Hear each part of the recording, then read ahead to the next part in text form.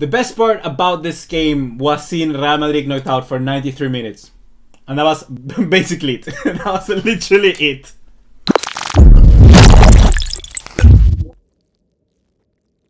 What's going on, guys? ¿Cómo están? BugaLuis here and welcome back to another video here on the channel. And today we're going to be taking a look at the elimination of Barcelona 1-0 to Atletico Bilbao in La Copa del Rey. We come crashing out with a very bad kind of face.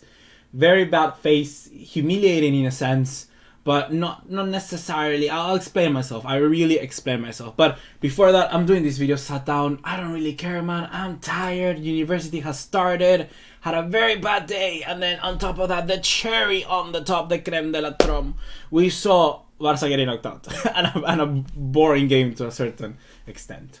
Hey guys, so before starting off this video, while I was editing it, I rewatched it just before uploading. And I have to say that I think I've been a little bit too overcritical in here. I kind of pointed out all of the bad things that happened in this game.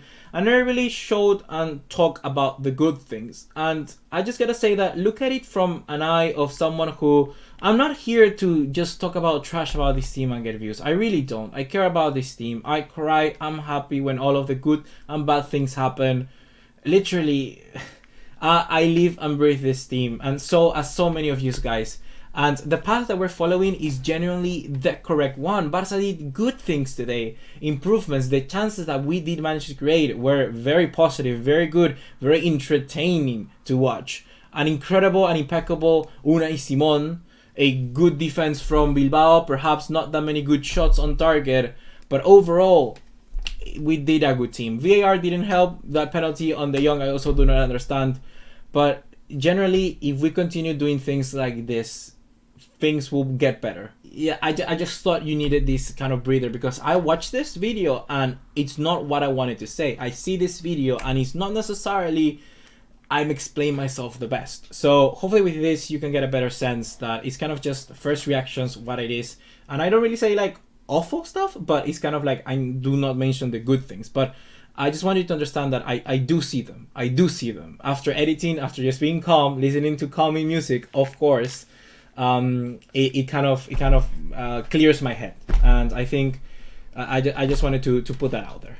So right from the get-go, I want to say that in reality, my perspective of the game, what I think of it, is not necessarily that I'm happy. I don't feel angry. I feel much more of disappointed and kind of just like empty, if you know what I mean. I don't know what to feel because it doesn't really surprise me anymore that results like this come our way. And that is something that in reality I should be just... I don't know how I need to feel. I really do not know how I need to feel. I need to blame this result in two main things. The very first one for me, the main one, is that Barcelona fell completely into the game of Athletic Bilbao. Bilbao were abusing the mental status of these players. They wanted to get it down. They wanted to make it rough and tumble. And that's a place where Barcelona cannot go. Can literally not go. Our players are not built for that. Raúl García, Iñaki Williams, Dani Garcia, all of those players, they're gonna have some sort of physicality and just simply more, not necessarily strength, but stamina over all of our Barcelona players. You can simply, not compete on that level with them.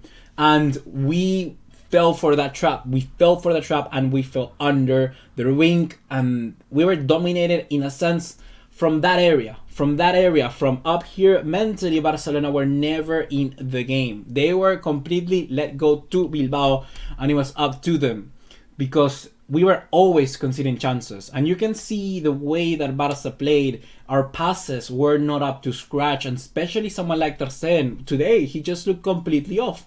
And that is something that we do not understand. Perhaps you can relate it to kind of all of these crises that's going on to Barcelona behind the scenes. And that is kind of like my main second point for the time being. But something that I want to focus before we head into it is Arturo Vidal. Where was Arturo Vidal? Why have Arturo Vidal in your bench if you're going to put him in a game like this? Like, literally, I don't know if it's fault of Setien. Because Vidal is built for games like this. You need someone like him to break the deadlock and match that intensity that the opposition team is gonna give you. Arturo Vidal makes that extra run. He gets rough. He seems like I prefer to go to war indeed with Arturo Vidal than anybody else in the planet. Maybe Dwayne The Rock Johnson, because that man is huge. But Arturo Vidal will be my second pick. Always 24/7. And Quique Setién is either relying too much on his vision of just having this kind of playing like tiki-taka football, which is all what we want, but there's no point, there's no humiliation, there's no kind of bad thing of admitting things from another manager. And if there's one thing that I can take from the Ernesto Valverde era, is that players like Paulinho and Vidal are essential to get back into games like this one. And that's the main thing that I can take from the Valverde era, which is a huge positive in my opinion. And that today we had the opportunity to do so, and we didn't utilize it whatsoever. So another thing that kind of could also result us in not being as good in this game is, for me, the dynamic of introducing Ansu Fati first and then Antoine Griezmann. I feel that doesn't work really as good in a scenario like this one. In the preview, I mentioned how the speed, the unique quality of someone like Ansu could really come into play at the last few minutes of the game. You could see when there were so many open spaces and Barcelona running into it in the last few minutes, Ansu Fati was going to be much better, and that Antoine Griezmann. I thought maybe that the strategy from Setién was to start strong, but that didn't work because Athletic Bilbao did show that physical quality. And another thing that I gotta give kudos to Bilbao is that in my preview as well, I mentioned how much football they have played in the recent weeks, and that something had gotta give, and maybe they were not gonna be as strong. And credit to Bilbao, they look strong, they look physical, they look just completely. For them, it didn't look like an effort. It looked like something that they do every single day. They look like a complete unit, like an army going to war, and they were doing it from minute 1 to minute 94 when the game ended. They were always constantly up there in the face of Barcelona, and they never backed down. They never backed down. Good substitutions at the good key moments. One substitution kind of per line of defense, 2 midfielders and then 1 attacker. It all made sense. It worked for Bilbao. Good job for them. Good job on them. But now the serious part that really bothers me is that we talked about previously in a video about the Messi Vidal situation. And you can watch it somewhere here on screen. It's going to pop up for you now. But the main thing that we talked about then is that Messi had to provide evidence as to his statement by winning a game like this. A tough game that no matter Barcelona playing good, let's say the best Barca in the Guardiola era, would still struggle in a situation like this one. In a situation like this one, where Bilbao has their opportunity to redeem themselves at their own stadium to beat Barcelona in la Copa del Rey, it all makes perfect sense. And now a team between Granada, Mirandés, Real Sociedad and Atletico Bilbao are going to win la Copa del Rey. Credit to all of these 4 teams. No one would have predicted they would have reached the semifinals of this cup. So they got into that. It got too much into their head, and I think that's where we lost the battle. Mentally up here, not only because of what happened in the game and Barcelona falling into the trap, but also the player thinking too much about what has been going on outside the field, and that was a real problem. That is a real problem that affected us, unfortunately, and it showed. It really showed. When you start believing about a crisis, when you start reading all about the media, about this and that, you start to believe it. It's like the lie, you know? Your parents will always tell you, do not lie, do not continue to lie, because at one point that lie will become true.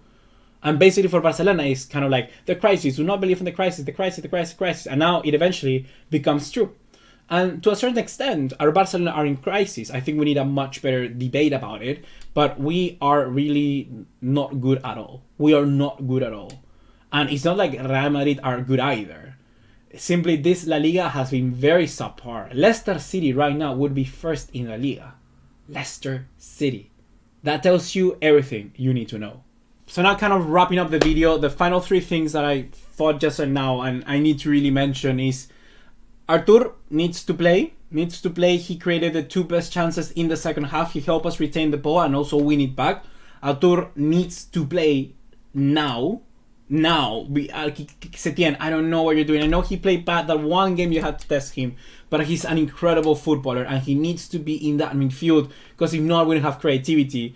And if not, we have someone like Rakitic. Please don't put Rakitic in. He does absolutely wank. He doesn't do anything. This man is freaking parading around the club, parading around the field, you know, being like, ooh, what's there? Oh my god, what's that? Oh my god, he's so useless. Useless, pathetic. He doesn't do shit, man. Literally utter bullshit. And finally is Bilbao didn't look like a team that wanted to win the game. And here's where I know that a lot of you, it will depend on your vision of how the game looks. But some of you are going to be saying like, oh, but we controlled the game from a possession sense. The second half we dominated, and it's like, of course, something way better than Liverpool and Rome and all of that. And then Bilbao were like we're subpar. Bilbao didn't want to go for the win. Barca always wanted to. They put like progressive changes to try and get us the victory. And to that I answer, sometimes you need to take one step back to go 2 steps forward. And in this game I think defensively we had to improve ASAP. I would have introduced, in my opinion, Arturo Vidal. The first substitution I would make. Bring in Arturo Vidal. Never start Sergio Roberto for a start. What is he doing at the right wing? No. Arturo Vidal, bring him in, improve that defensive solidity, get the ability to win the ball back, and then introduce somebody else. Alex Collado, be it Ansu Fati if he wasn't started from the get-go. Have all of those players be able to create more chances, and then Athletic Bilbao would have to retreat even more. We lost our wild cards too easily. We showed our cards way too early into the game. And that is not good whatsoever. And let me tell you, I've seen a lot of football. And we all see football. We all see Barca games. I haven't missed a Barca game in a very long time. And I felt, and not only Barca games, Italy, Calcio football, Premier League, Bundesliga. I love watching shit games like Freiburg versus Hanover. But the reason why you need to watch this game to kind of culturize yourself about it is that sometimes you see that a goal is not coming. And in this game, I couldn't see how Barca were gonna score. And that's a problem. It's a problem when you just know you ain't going to get that goal. And from away, like I say once again, up here, Bilbao were on top of that. They didn't need that much to hurt us. They needed to survive, and they just needed to hit us when they need to. They study us. We may be better. We may got the skills. But intelligence overcomes that at some stage. And today, in a way, it showed. They played to their strength, and we played to their strength as well. So, what is it going to be? Of course, it was going to be a loss. 1-0, Athletic Bilbao versus Barcelona. The very first disaster. One of the 3 main competitions is not coming home this year. It didn't come home last season either. So maybe Copa del Rey for 2021. Who knows? That's gonna be everything for today, guys. Hopefully you have enjoyed in a way. Hopefully I could get you some more sense into the game. I know it's always hard to take a look at these defeats, but my reaction, like I told you all along, I'm not angry, I'm not feisty, I'm disappointed, I'm empty, but I'm realistic because something like this could have happened. And I'm not surprised anymore. And I don't like that. I don't like that. I want to feel mad. I want to feel the passion. I want to feel what made me feel for this game at the start. Like a relationship, you know? At this point, I don't even care. Let's get the divorce. Not really. I want to make it work. But the other party, they have to put a little bit on themselves. They have to put a little bit of their part. And Barca right now are not doing it. Messi wants something. The board wants the other thing. The squads support Messi, but the board don't. So I don't know. It's all over. It's all over. It's literally all over the place. It's a mess. Barcelona is just messy.